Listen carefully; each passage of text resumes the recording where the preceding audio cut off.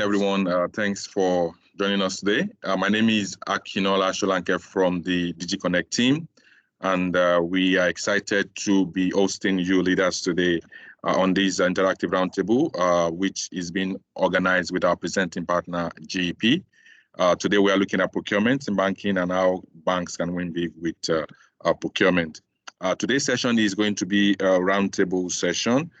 We will be having all of the leaders in the room. I just give a quick overview.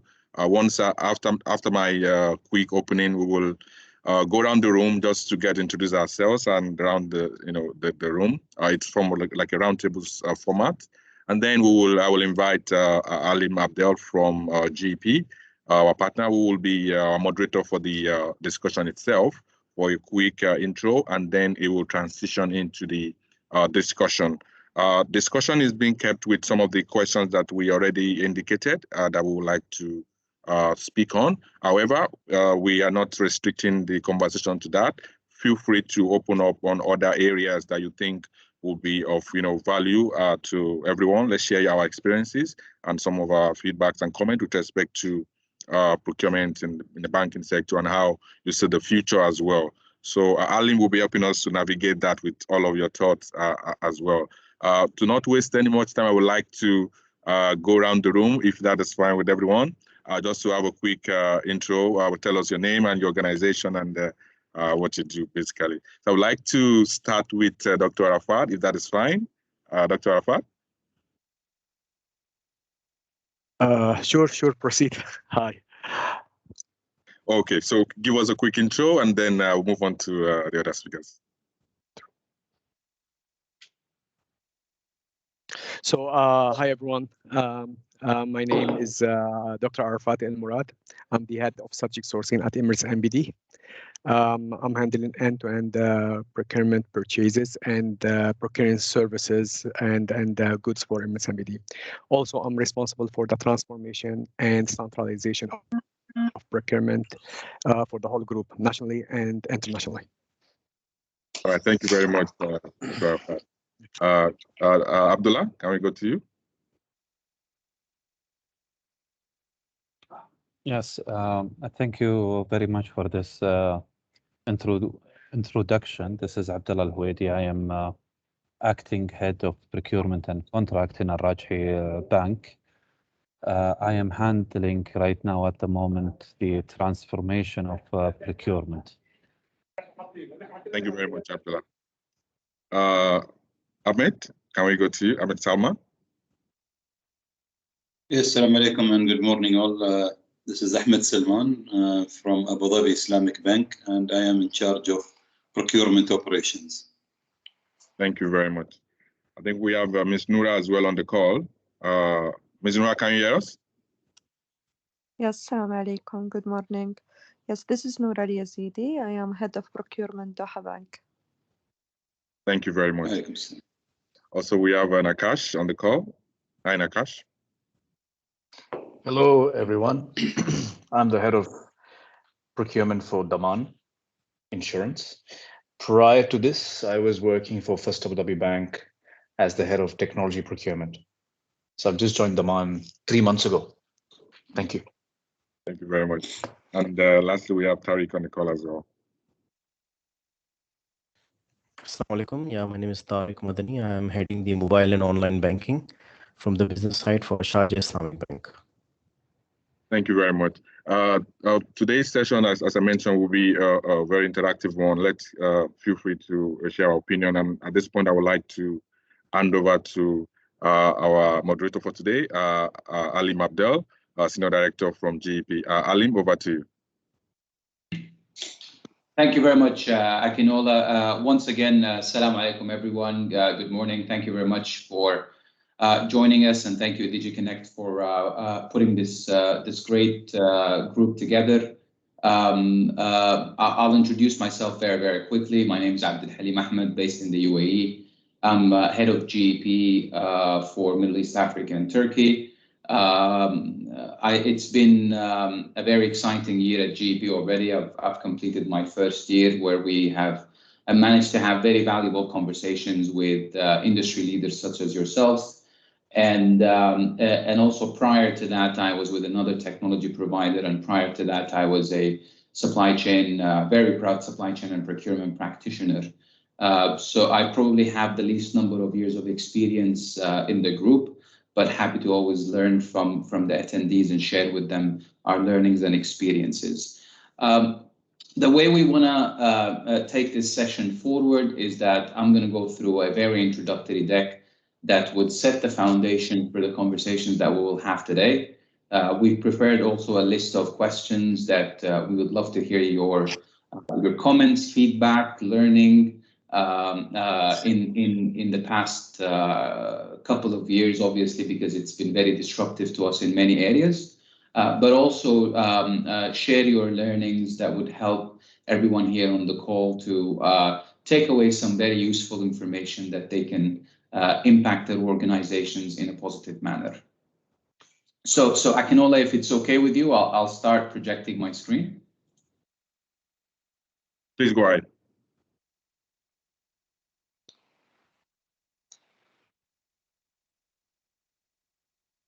Great, everyone can see, I hope. I think Akinola and attendees, this has been one of the very standard questions during COVID in the last 2 years. We have to check each other's audio. If everyone can see the screen, I hope that we can scrap this all together very, very soon and go back to in-person interactive meetings. So just to give a bit of context about who we are and what we do, GEP was formed in the year 1999 by the 4 co-founders in the US. So we are the US-based company. We have more of 500 customers around the globe, which we were very blessed and privileged and fortunate to sign 6 large-scale projects here in the region last year. One of them with a well-known insurance and financial institution in the region. Supply chain and procurement transformation is all that we do from a consulting, services, and technology perspective. And uniquely, we did start as a supply chain and procurement consulting and services company. And then we moved into the technology space in the last 12 to 15 years to support these digital transformations across the globe with all these customers. Around 5,500 employees all around the world, 24 offices, actually our 24th office due to open in the next couple of weeks here in the UAE in Abu Dhabi, inshallah.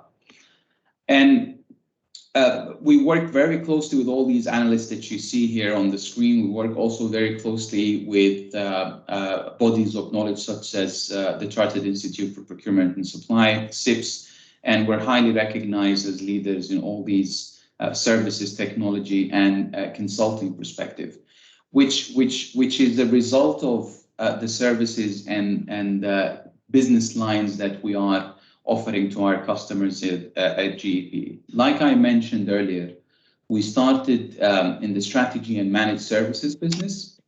This was back in 1999 by the 4 co-founders, where we supported our customers from a consulting perspective, and we still support our customers from a consulting perspective and a services perspective, regardless of the existing IT infrastructure investments that they have made over the years. We typically engage with customers who are of the enterprise nature, and we understand that all these customers, they have made previous investments for sure. GEP had a very long-standing strategy of building our own solutions versus acquiring and bringing in solutions that are not native and natural to our offering. And that was the key reason behind embarking into the software line of business as well. So as we stand, we're very proud to say that we are a privately held organization founded by 4 co-founders in the US about 21 years ago that became a global company to offer all these services and technology that you see in the screen. And technology is obviously at the heart of everything that we do with our customers. But because of the consulting and the services edge that we've started with our customers and how it reflects on the technology offering that we provide to our customers, we've picked up a lot of experience and learnings and things that we can replicate across a wider customer base on a global, local, and regional scale as well. And that's why when I started introducing myself, I mentioned how, yes, we are a global company, but we are so nimble and humble when we enter new regions that we are speaking with industry leaders such as yourselves to tailor our solution offerings to the specifics of every region that we work with, because we respect and understand the specifics of every single region, so we support their transformation. A lot of in-house category experts from a direct and indirect procurement perspectives. This, again, we're fortunate to win the trust of all these customers that we work with and manage about $300 billion of annual spend, manage about, from a spend analysis perspective, about $3 trillion of spend, which really elevates the expertise of our in-house consultants and services team to deliver these replicate these successes across the board with all these organizations. And like we said, you know, the technology is at the heart of our deployments to our customers. And to continue with our strategy of building our own solutions, we embarked a very exciting journey about 12 to 15 years ago to build our own software offering to our customers. So all this full suite that you see here on the screen, these are basically modules and technology stacks that we've built internally within GEP. We continue to build and support and improve and take back the customer feedback and bring that back as solutions that we offer to the wider community of users that we support. In fact, it's always a great story that we like to share with our customers. Some of these modules that you see here on the screen, they have been co-innovated with some of the leading banks on a global scale that we work with as GEP. And we see and we understand and we respect that the banking and financial services sector is one of the highly regulated industries in the world that require a partner to co-innovate their solutions and work very closely with you and the team. And that's the foundation of working with all these industries that you see here on the screen, which enable us to tailor our solutions to these specific industries and sectors that we work with. But also we can work with conglomerates, we can work with holding companies that have all these different divisions and departments and different verticals that would require specifics from an indirect procurement, from a direct procurement perspective, but also support their indirect procurement initiatives that they have. So this slide specifically lays the foundation to move to something that would be of a bigger interest for the crowd here that we have with us today, which is the experience that we've gained from a banking and financial services sector. And like I said, it's one of the sectors that we work very closely with and we've been supporting for many, many years. Started from a services and a consulting perspective. In fact, some of these organizations, we work as an extension to their procurement and contracts departments, where we do have our own sourcing experts that would support these different customers in addressing these key challenges that we see are very common across all these banking and financial services clients that we've supported along the years. So at the moment, we manage about $20 billion of spend in the BFSI vertical, have about 55 plus of clients that we support on a global and on a local scale. And I think we've started our BFSI journey here in the region in September last year, where we were able to win the trust and show our value to one of the insurance industry giants here in the region, based between Manama and Dubai, which is AXA Gulf Insurance. They've been a great partner for us, and they've supported our localization efforts as well here in the region. But the key challenges that we address remain the key challenges that we address. I think across the board in all these banking and financial services. It's very key for a BFSI partner to understand, regardless of the scale, number of employees, geography of any banking and financial services client that you work with, all banks are global.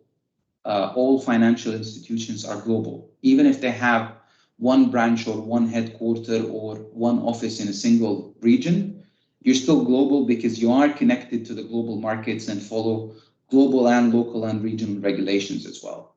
And this is also some of the key categories that we've managed across the globe for these banks, and we supported in these many areas.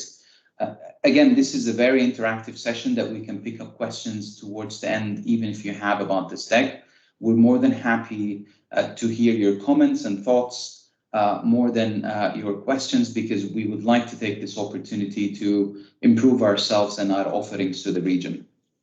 But again, to focus on, and I know the next couple of slides are quite heavier in relation to the previous ones. We're not going to go through everything that you see here on the slide, but the main takeaways that almost all of the BFSI customers that we work, we've seen a trend in the challenges and commonality in the challenges across the board, which some of them you can see here. That end customer expectation is very key for any bank or financial services institution. The strict regulations that you follow within your industry, just because of the nature of the industry. And obviously information security is of zero tolerance in all your organizations, because they have to be, and we see that in the IT category, that's one of the main categories that BFSI customers, they heavily invest in order to be up to date and keep the information of your clients and customers also secure. But also from a category expertise perspective, and we've seen some of these core and non-core categories that you see here on the screen.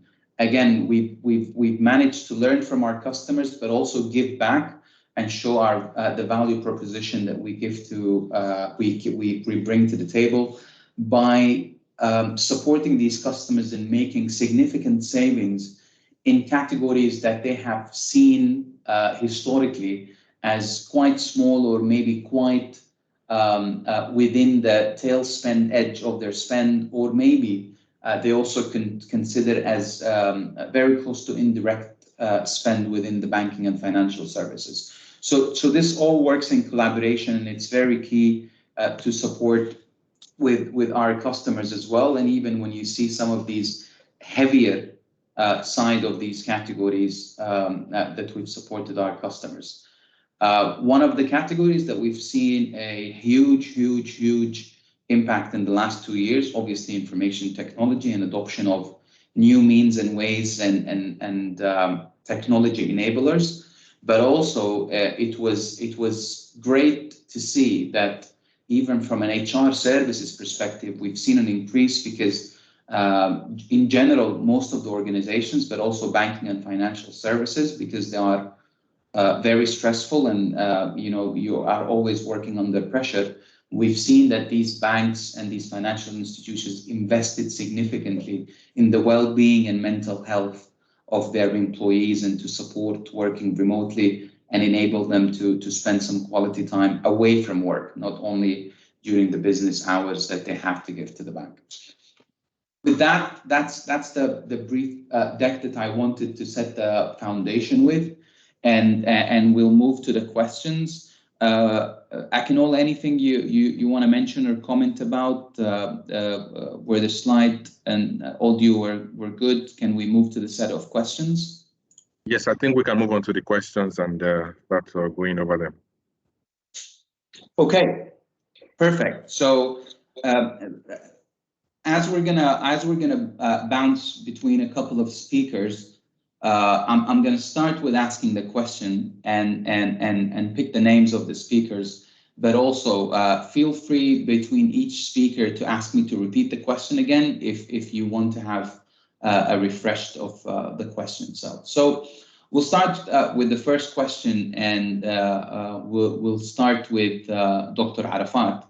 And the question is that as we reach almost 2 years into the COVID-19 pandemic, what trends or best practices are you seeing in the sector and your specific organization, and specifically in procurement, that have enabled you to deal with these impacts and adjust to the next normal? And I like the term, Dr. Arfat, the next normal. I wasn't a very big fan of the new normal, the never normal. So the next normal, I think, is a better term. Thank you, Abdulhalim. First of all, thank you for your presentation. It is a great, really, from all aspects, and we need it today from technology perspective. And by the way, I would like to say thanks to COVID-19 that helped us to digitize. Without COVID-19, we wouldn't be able, because no one was seeing the value of procurement. During the Corona and COVID-19 situation, the whole organization, including the C-suite or the executive seats, they've seen what procurement can deliver and what is their added value. From financial perspective, which is cost optimization, it's not about cost reduction anymore. It's how you can optimize the best quality and the best cost. And again, be flexible and speed. And the other things that how procurement can help the organization to work even from home. So the disruption that we had during the Corona, it was almost zero. We did not have any disruption in our services. So working day and night, yes, we did not have life during the COVID-19, especially during the lockdown.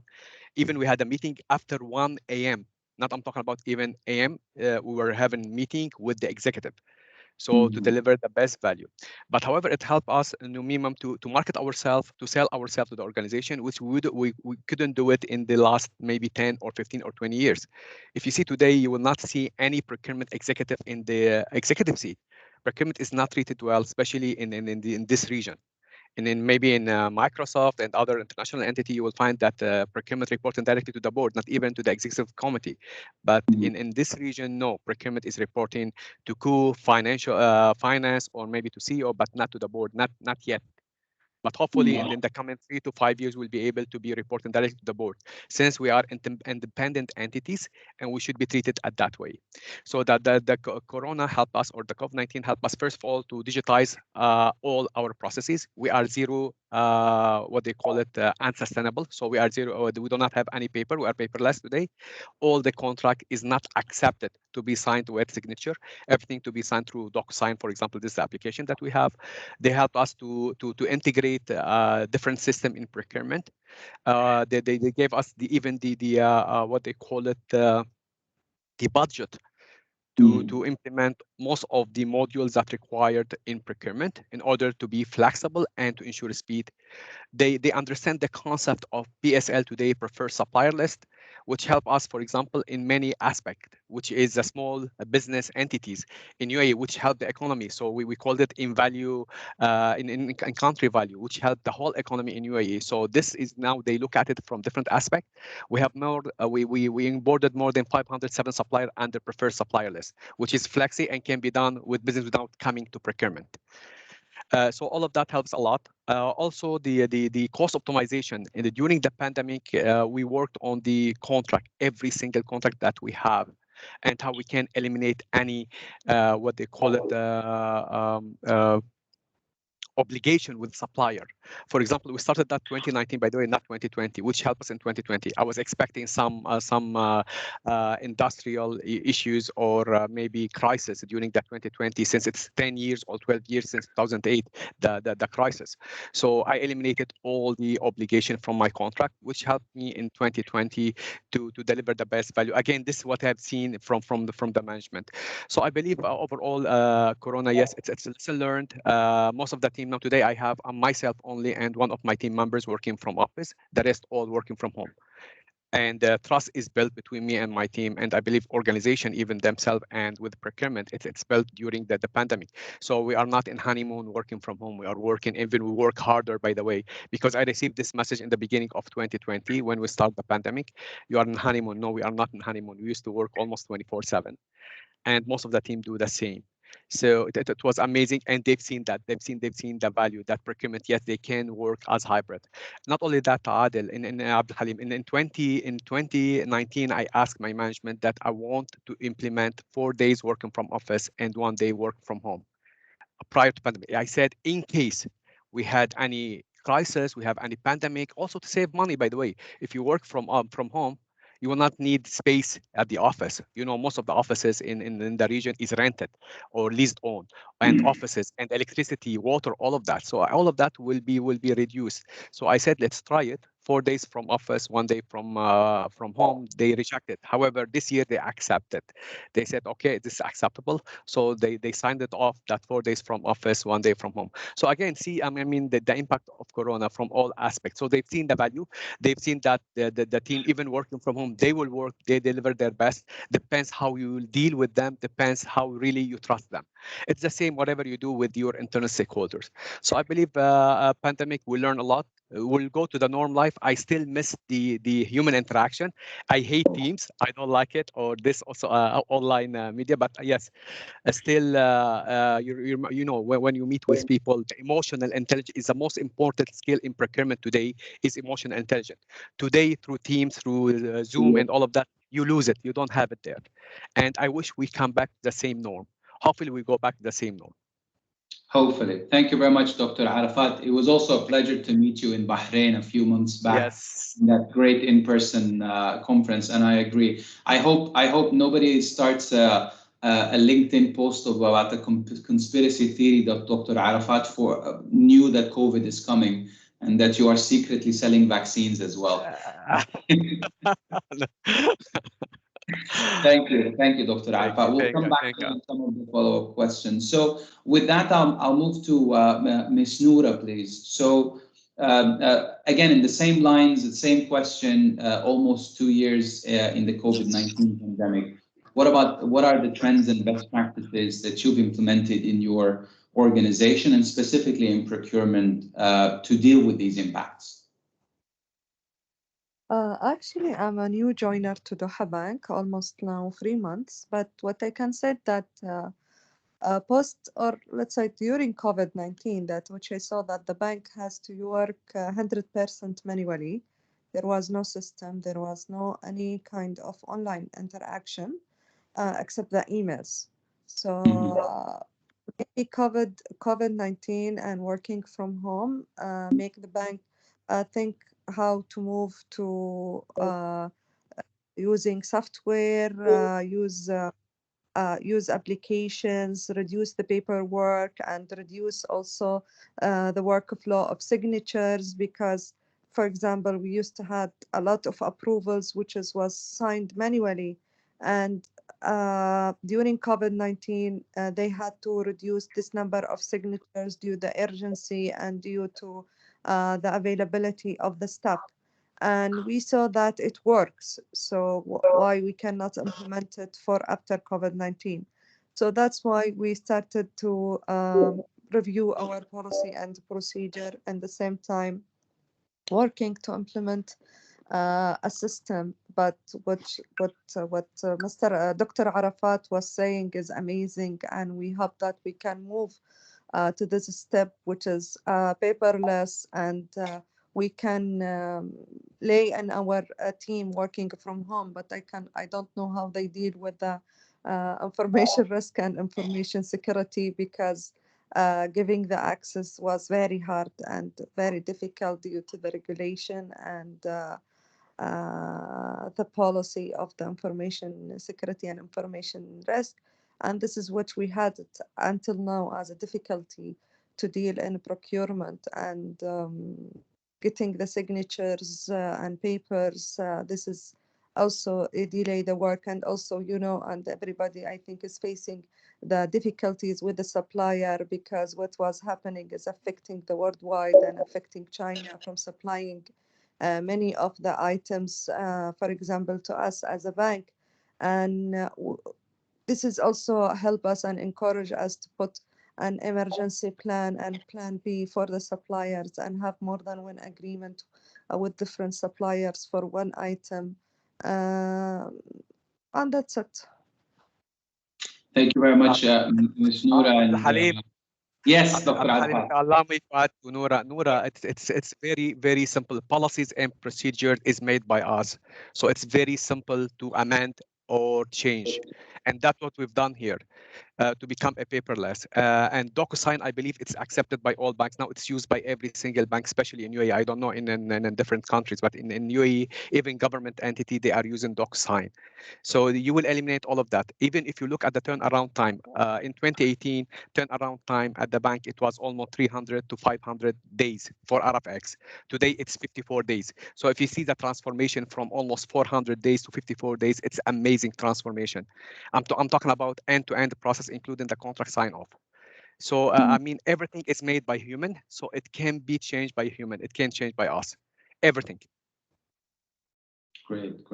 Thank you very much for that follow-up comment, also, Dr. Arafat, and I think also from an information security perspective, and I know this personally as well from dealing previously with you. Emirates NBD obviously invested heavily in information security many years back.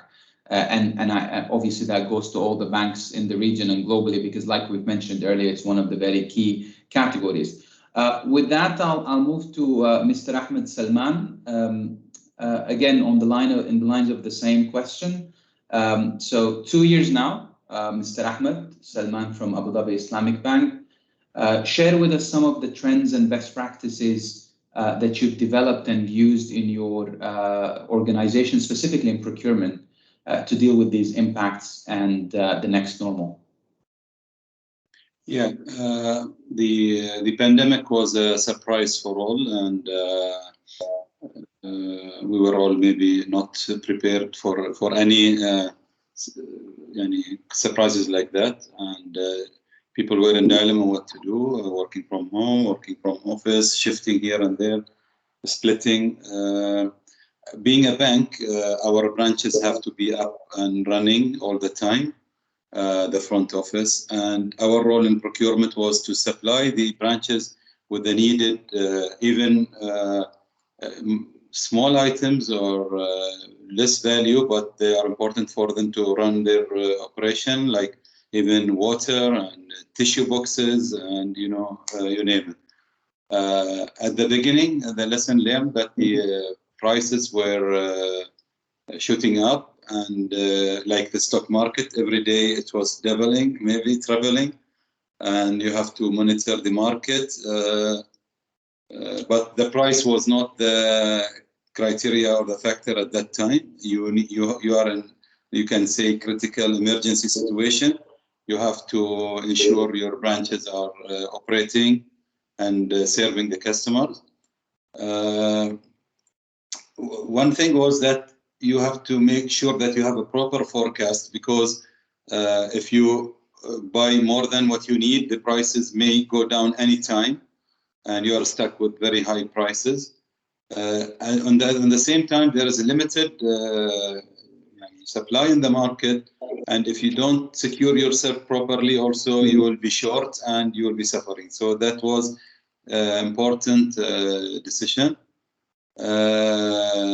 So some of you may recall the mask box, which is now 5 dirham. It was 150 dirhams per box, and it was not easy to get also.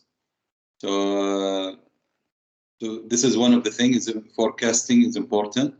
Another thing was monitoring the market, you can say, on daily basis, because the prices were very fluctuating, and you cannot take the prices as granted, because, and you have to, always benchmark the supplier and get fresh quotes every time, because the prices were very dropping and very competitive. Finding alternatives was important for some items like fogging machines or whatever.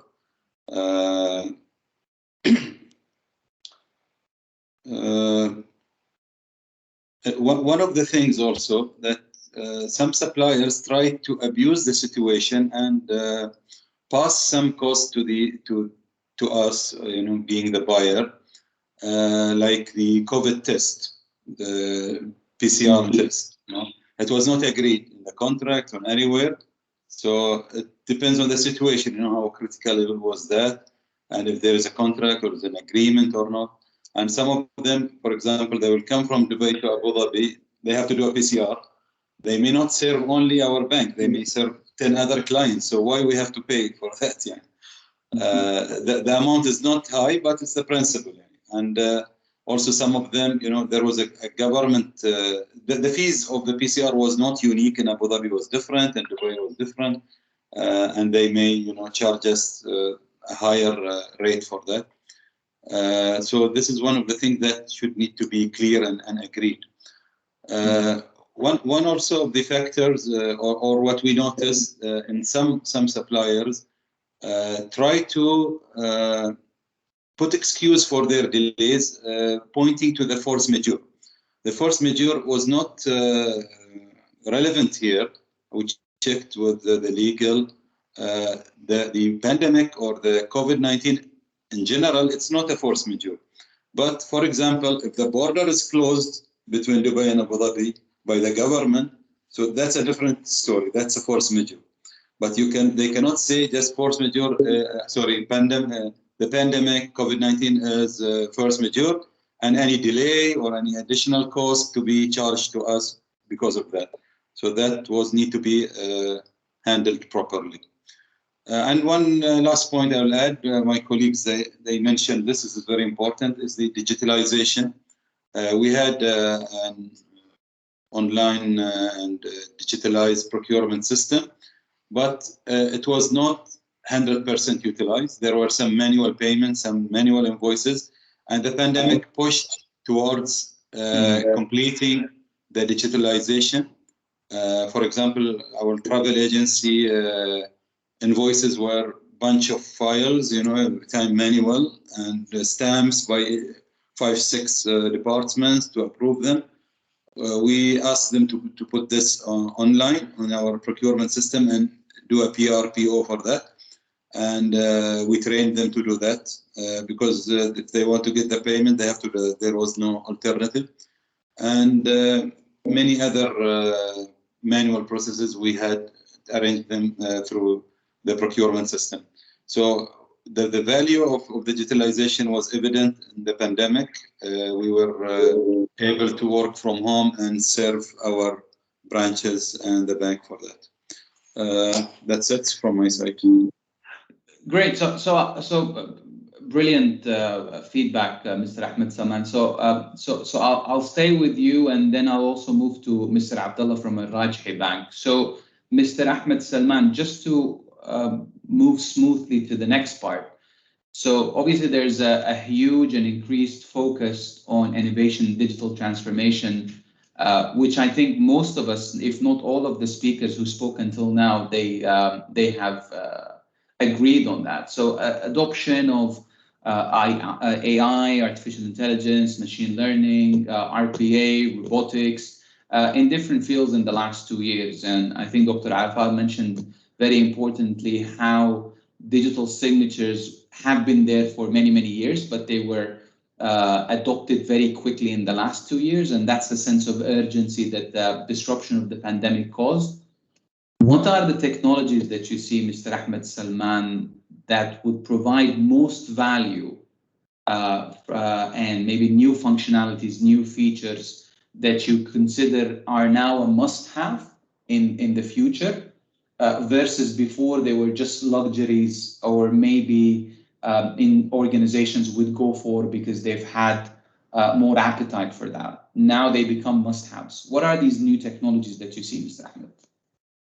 Yeah, I think one of them is the mobile app for the system. We have a procurement system. The mobile app was not activated earlier, and we started activating it on gradual stages because that will give flexibility to the requesters, to the approvers, to the procurement team to make it agile. And I think there are some advanced technologies, but it's not mature at this stage, like the AI and the robotics and these things that we need to study. But there are features in any system that need to be utilized more. for example, catalogs. I'm sure most of us maybe have a mature procurement system, and they need to leverage the use of the catalogs, because you have that feature, but you have very few catalogs. So if you have catalogs for most of the relevant items, you will reduce time and effort in securing the requirements. So utilizing the features of the procurement system is one of the important things. It's like a small kid. He's 10 years, he has an iPhone, but he's not using maybe 10% of the capabilities of iPhone, for example. Yeah, he's just using YouTube and Snapchat. That's it. Yeah. So utilizing the procurement system, then exploring, the other advanced technologies. Okay, great. So I will not ask any of you if you are about to use cryptocurrency in your banks or not. I think that's a very sensitive topic for all banks around the world. So I will not say if you're going to use crypto or NFT very soon, but obviously it's becoming mainstream in some other areas. So we'll go to you, Mr. Abdullah from Al Rajhi Bank, on that same question. So from an innovation and digital transformation perspective, that we've seen a huge focus in the last 2 years. Obviously, all of you being from leading banks and insurance companies in the region, I'm sure that you've invested heavily before, but the disruption that we've seen in the last 2 years, what are these new technologies and trends and functionalities from the ones that we've heard of or still immature, like Mr. Ahmed Salman has mentioned, that you see are must-haves for the future in procurement, banking, and maybe specifically in a Rajhi Bank, if you want to share that? Let me thank first Dr. Arafat and Mr. Ahmed and Ms. Noura. It was actually a pleasure getting to know such, what was the achievements during the COVID and what we have learned. And at the end of the day, we are developing ourselves. We are learning from each other in a daily basis. We are not the best, and I stopped using the word best practice. Best practice tomorrow is better than the best practice that we are doing today. From the COVID, we have learned to implement a business continuity strategy.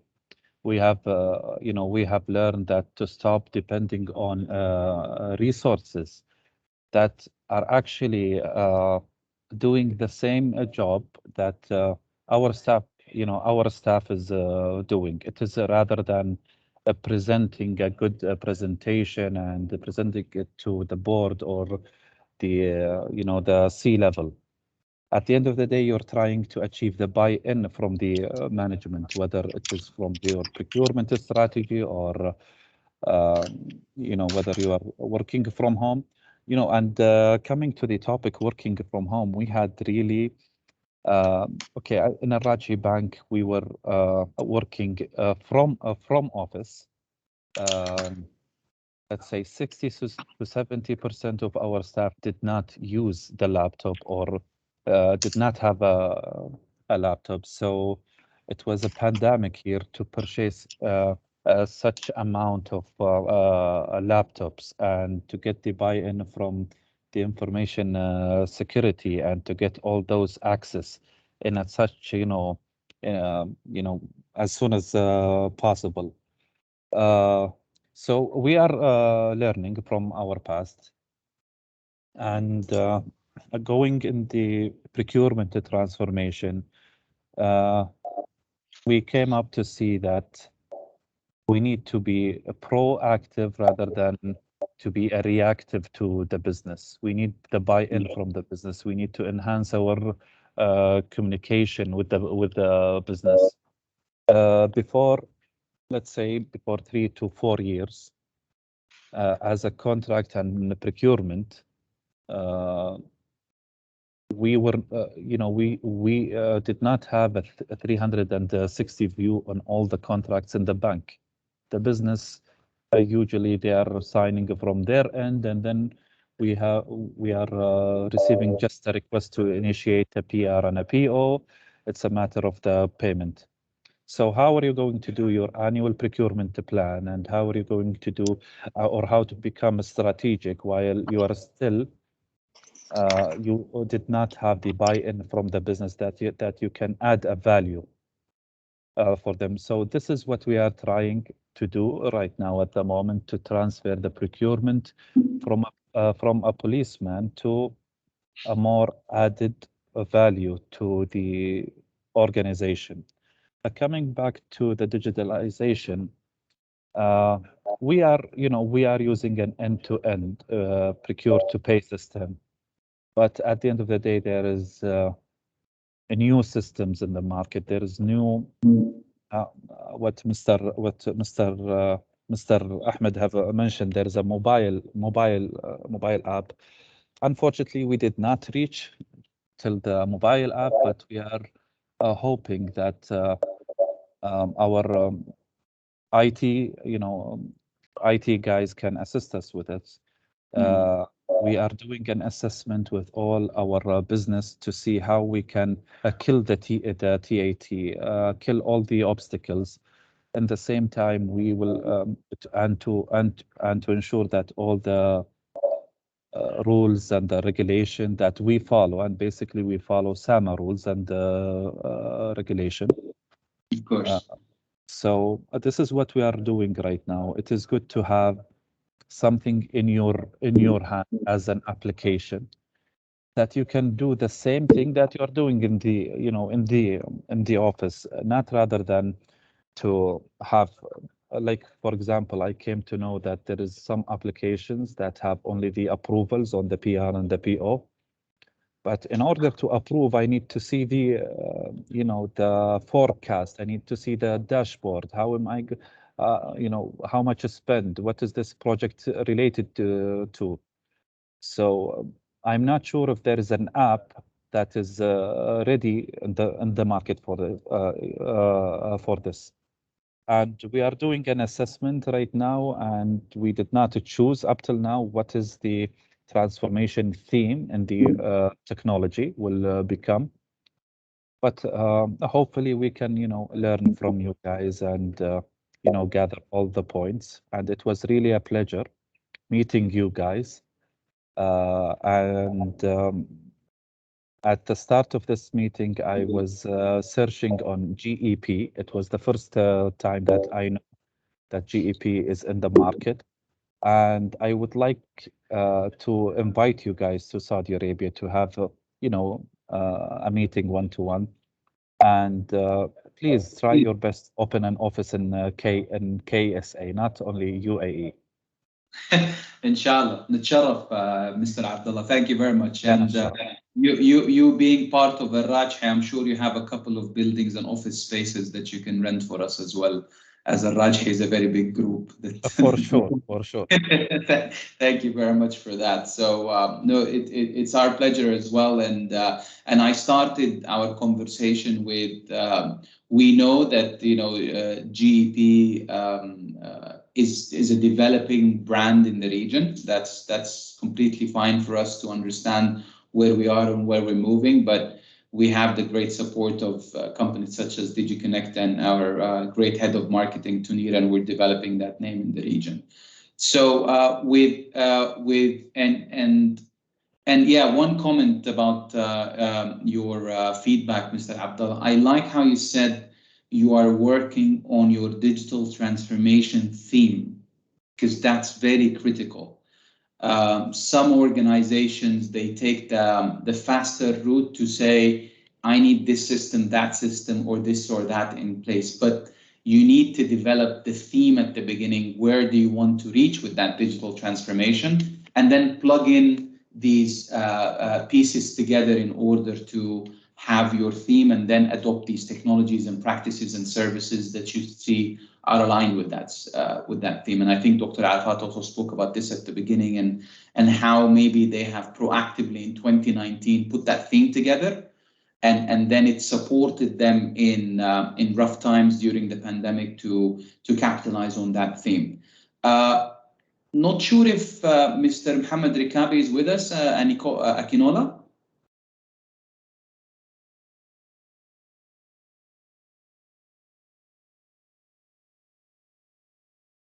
You're on mute, Akinola. You keep telling us all that we're on mute, and now you are on mute. But I wanted to allow you to have a conversation. No, he's not on the call. But we have Mohamed El Khattab. I think it chose question 4 from Al Ahli Bank, who joined during the conversation. And Mr. Saleh Al Ghunaim is with us as well. No, he's not yet here. Okay. So great. So Mr. Mohammed Al Khattab, thank you very much for joining us. It's a pleasure, and Akinola shared with me your profile before the call, and very impressive for sure. Maybe you want to take a minute to introduce yourself and tell us about how did you adopt new technologies, and what are the new technologies that you see are relevant and necessary for Al Ahli Bank from a procurement perspective? Okay. I'm sorry and apologize for joining late, but I just attempting to use Zoom link and just shared the Microsoft Team now. Okay, I will introduce what we do in Ahli United Bank Group, but after that I need to conclude what you would discuss if you can do for me. Apologize for asking to repeat that. We have in Ahli United Bank, we have currently in the middle executing of disruptive transformation program all over the group to transfer every aiming our ultimate group to let all banking services to be digitalized. I am the head of transformation in the group, manage Center of Excellence as an internal development center. We already have a live customer onboarding using mobile app, using Jomio as a identity verification in Bahrain. Also, we have update KYC using WhatsApp without any human touch base with the human, and all of the digital services. So it's a pleasure to join like this forum to know what the new era in the world, in the digital transformation world. Okay, thank you.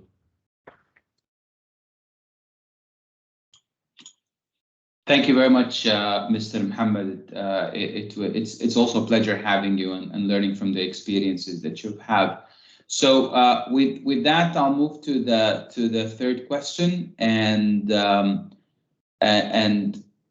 it's a general question, but we're hoping that from your experience that you will narrow it down to specific maybe case studies of use cases that you have seen.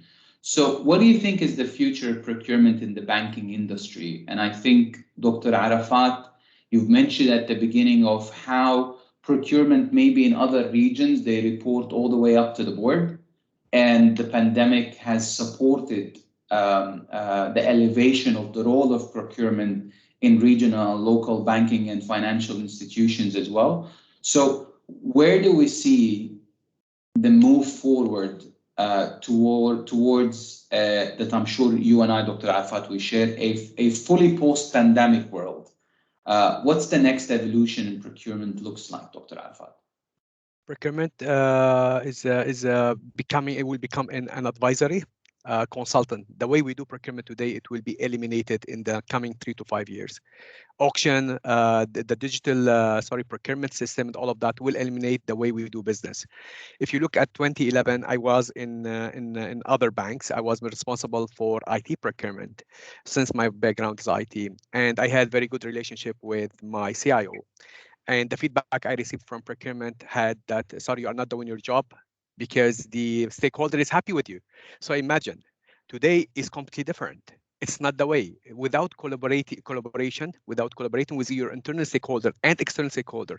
Internal stakeholder, it means your organization, staff, and external one is the customers of your organization and your supplier. Without collaboration, with the 360 degrees collaboration with every single stakeholder, you will never be able to become the procurement that you look for, the procurement advisory or consultant or strategic procurement. You will never be in that stage.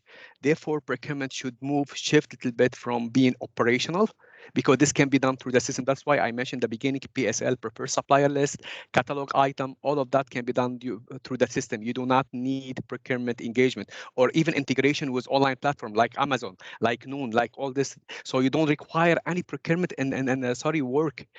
Auction is done directly through the system. So everything done automatically. So requirement. So you don't. Yes, it's very transactional work, which procurement till today they are doing it, which should not be. Procurement should focus on how you deliver the best value for organization. For example, drive core business. Ask supplier to open account with your bank. For example, from bank perspective, ask your friend, your relative to open account with the bank that you work for. I mean, from different aspects. Don't impose it, but ask for it. Drive core business. Go research for solutions that deliver the best value for the bank. Today, I'm responsible to present a solution for the bank. Not stakeholder to come to me and tell me buy me X or Y system. I know the supplier better than my stakeholder. I know the bank better than my stakeholder because I'm a customer of the bank. I work with supplier and I work with internal stakeholders. So I should work in different way. And also I should calculate the risk. The risk is not about high or low. Is it bad or good? This is the way how it should be calculated. Today I can take some risk even if it's not approved by some policies, but I can take risk if it's really good risk to be taken if there is added value. But if there is a bad value, no, I will never take it. So this is the way calculation from procurement leaders should be put in place. So procurement, in the coming, going back to your question, it should become a consultant or advisory role, not the way we do today. Yes, thank you very much, Mr. Arafat. And you're absolutely 100% correct. I agree with you again. And we've seen in the last 2-3 years, even before the pandemic, how some job titles in the procurement has changed to a business partner. Exactly. And we've seen a lot of organizations adopt that job title. And Adil, not only that, I want to add one thing that for me, every stakeholder, they have one partner that speaks the language. Stakeholder will never trust you if you don't speak the language. If you don't know what you are buying. It's not about only knowing from procurement perspective. It's knowing from customer perspective. So this is the thing. And I call my customer is stakeholder. I don't call them customer. My supplier is external stakeholders. So they become a partner with you. They become a family. Exactly, and you understand their needs, you're part of their decision-making process, and they might even invite you to meetings where they are just brainstorming, not necessarily that they want to buy something, they want to involve you as early as possible, because involving you means they are also involving the innovation from the supplier community, because the procurement business... True, Abdul Halim, and that's how you become a proactive, not reactive, because the stakeholder involvement in day one, when they receive the budget, not when they need it as of yesterday. In 2011 till 2016, 17, I always received the message, I want as of yesterday. As of yesterday, we'll never receive it. You will go with single source. And single source is a deviation. It means biasness, favoritism with one supplier. You are not given chance to all supplier.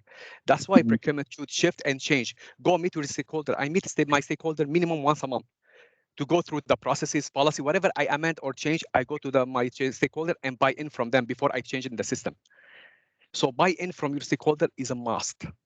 Yes, we don't work in isolation. We work in collaboration, not in isolation. No, I fully agree. So with that thought, with that specific thought, I'll move to Miss Noura.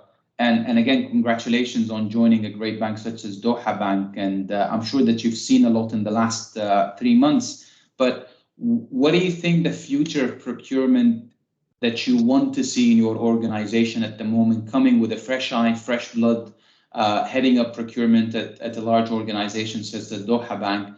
And what are the critical skill sets that you think a procurement professional would require to cope with this ever-changing environment? Actually, when I saw that procurement is like a small section which is separate than contract and vendor management, and they are managing under admin section, and which is separate than finance. And there is no a clear cycle or a clear process. How is the procurement start and end with the invoice pay?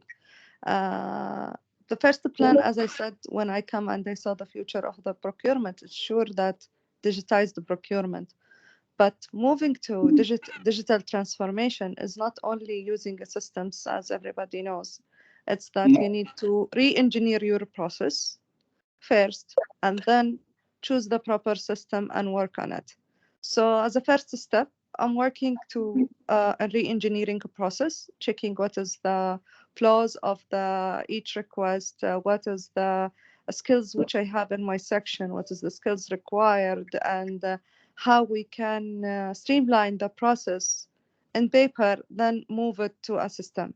So I think this is which will take time from us, as you need to work also in culture as the management, how they will understand that this process is secure and it will there is cost optimization, and it will not cost them that much money, because it's still the mindset of the management that in many places they think that we don't need to this cost, and this is will cost us more.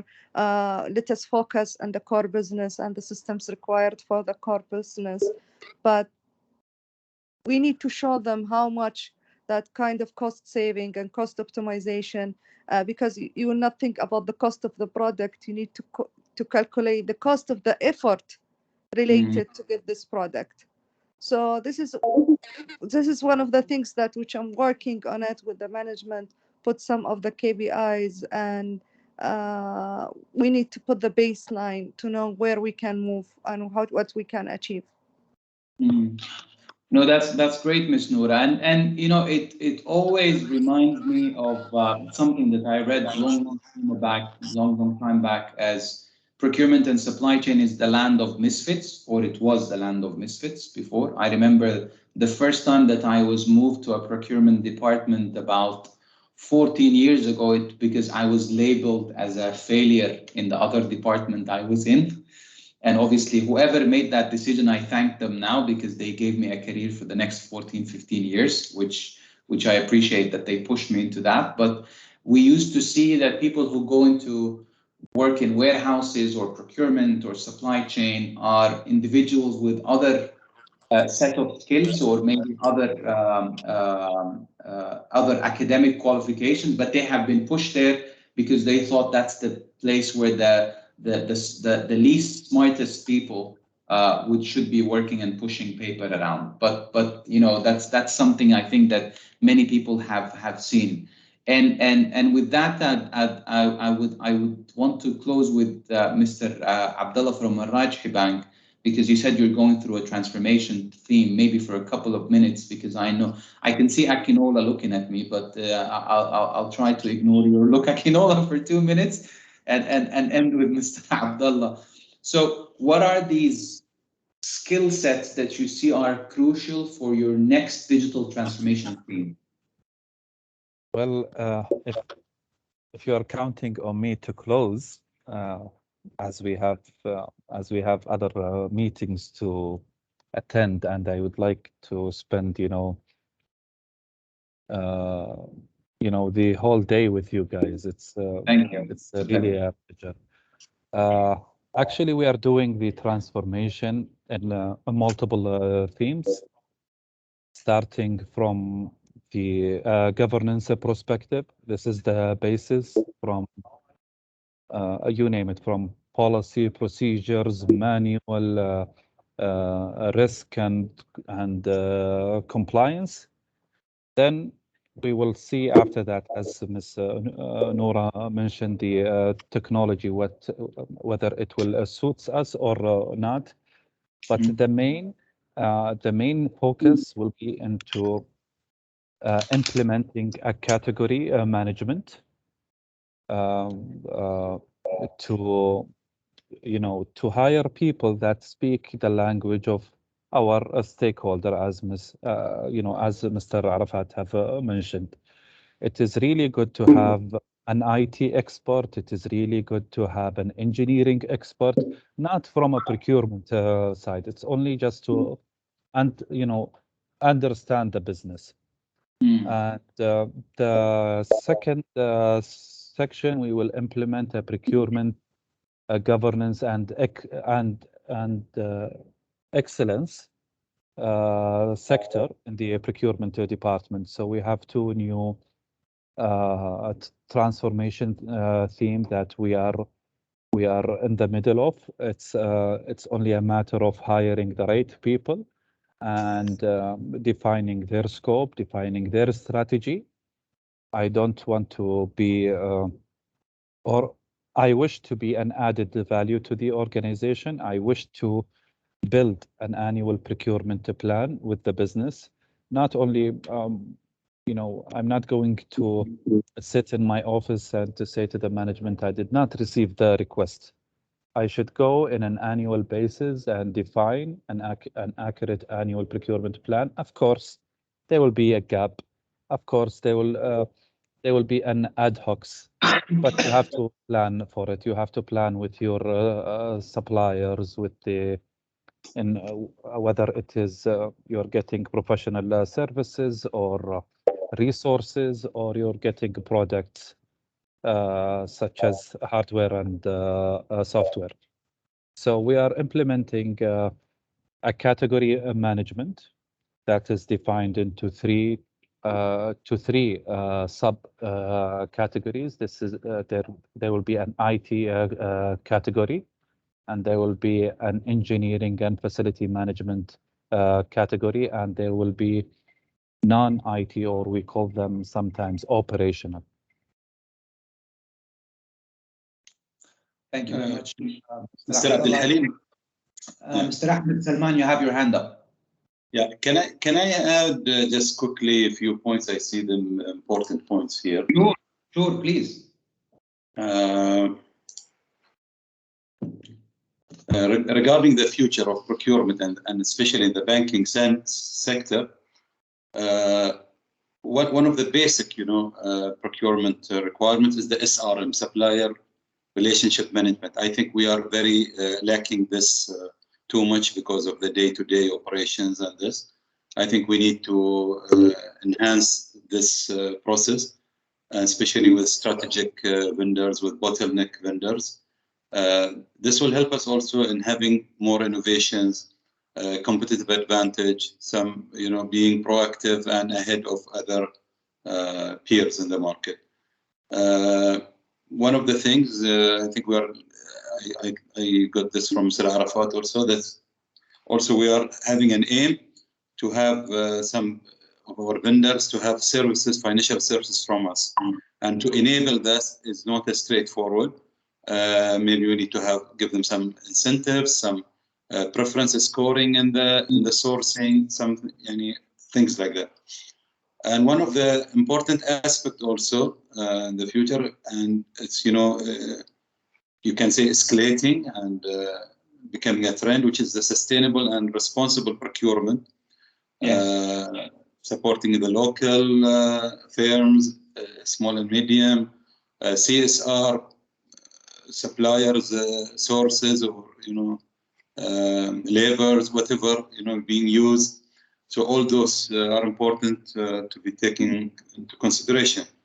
And one of the important things to have enablement to the procurement is more demand challenge. The more you can challenge the demand of the business unit, the more you will add value, and you try to have lean and agile process. Highlighting the risks to the management from some procurement and mitigating suppliers' risk. This is very important. I think one of the skill sets required nowadays is data analyst and data scientist. You want somebody to analyze the data, not just to do the transaction. And many departments are now dedicating people for this task. And the last one in my mind is as a banking, it's very important for us to comply with regulations. So procurement should have an important role in ensuring compliance with regulations. The central bank highlights a lot of points, even the suppliers' SRM, the supplier risks, sanctions, a lot of things. So that's an important aspect also for the banking.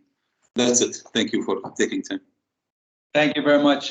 Before we close and pass to you, Akinola, I would ask everyone, obviously, first I'll thank everyone, but I would ask everyone's permission, and if they don't want to, they can shut their camera. I'd like to take a snapshot and post it later on my LinkedIn just to show the level of the attendees.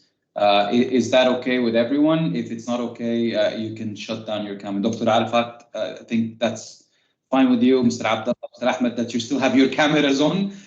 So yeah, that's great. Anyone else wishes to put their camera on, that would be great, and we can take a snapshot of that. There's a term نحن عندنا بالعربي صورني وأنا ما أدري, and I'll take to look at the camera and hit the keyboard at the same time as well. So صور وشير. Exactly. انا بس محتاج اضيف حاجه بس قبل ما نقفل في حاجه واحده بس لو ينفع ولا في اقل من 30 ثانيه. اتفضل. I will take in Arabic or English. يعني أنا بس this is added experience from my previous experience in Oracle and system integrator like Giza, like Dell, like AMC. We are attempting now, and this is the need on the banks to let the technical procurement guys. Currently in EOB, we take the duty of procurement in our IT. Because I need to drop my request to the procurement department, I need a number of resources with this capability. I need a number of laptops with these features. Please do your job and back to me. So I need the procurement guy to challenge me as a requester or the business requester. Why do you need? I am happy to discuss from one of my procurement guys who was working before in I think that Dell. Why you need the docking station? All of us all of us have a laptop. Why do a docking station? This is nice for me to maximize the utilization of money. So this is like some of I think that Mr. Abdullah or Mr. Ahmed, it's the need to make to create a center of excellence for procurement, include a lot of business people, technical people. Everything's digitalized. Everything's procurement becomes the core value and the core source for any task or any change or any disruptive change. Every day we need to employ a resource. Every day we need to buy a new device. So the procurement is our core backbone and the next era. Thank you. Thank you very much, Mr. Muhammad, for being a very reasonable stakeholder that supports the challenges from procurement. I think it's as more as we see some departments adopting this attitude that you have, but it's very critical for the success of the overall organization, not only procurement. With that, I would like to thank everyone. It's always a great pleasure to meet also old friends like Dr. Arafat and Mr. Ahmed, but also it's a great pleasure to meet some new friends and peers from the industry, Mr. Muhammad, Mr. Abdullah from Al-Rajhi Bank, Ms. Noura, and some of the other attendees as well. And whoever who missed the presentation, like Mr. Naqash and Mr. Mikhail, we wish them well. They've been both tested positive with COVID. That's why they've missed it. And thank you very much, DigiConnect. Back to you, Akinola. Thank you very much, Alim, and thanks to all our speakers and contributors. Thank you so much. At this point, I would like to close the meeting, and then I'm happy to share the video with you if you want a copy, just for references. And then we look forward to future opportunities to have you all on our future events. Thank you, everyone. Thank you, everyone. Thank you, everyone. Thank you. Bye. Thank you. Bye.